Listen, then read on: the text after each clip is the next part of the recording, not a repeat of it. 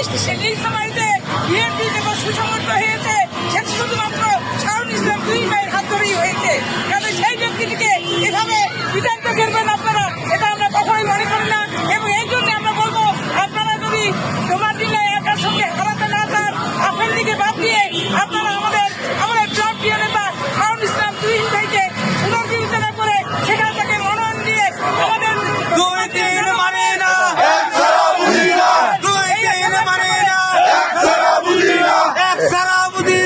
বাংলাদেশ জাতীয় দল বিএনপি তোমার জেলার মনোনয়ন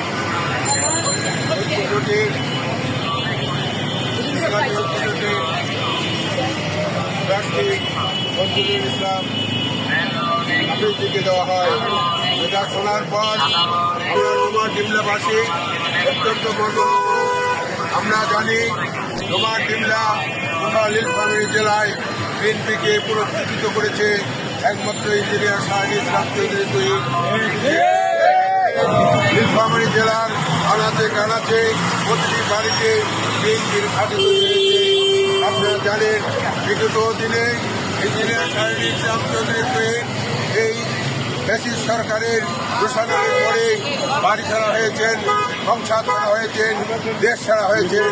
তিনি দেশের বাইরে বিদেশে অবস্থান করে তার পত্নীকে মৃত্যুর পরও মাটি দিতে পারেননি।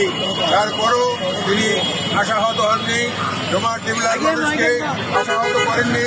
তিনি ডোমার ডিমলার মানুষের উন্নয়নের জন্য চেষ্টা করে গেছেন।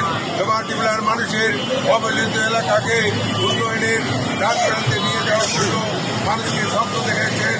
সেই স্বপ্নকে দুষ্প্রয়োগ করে গত 23শে ডিসেম্বর আমাদের কেন্দ্রীয় কমিটির অর্থাৎ জোট কমিটি ভোটার আগস্ট থেকে ঘোষণা দেওয়ার ফলে আমরা মর্মাহত শুধু মর্মাহত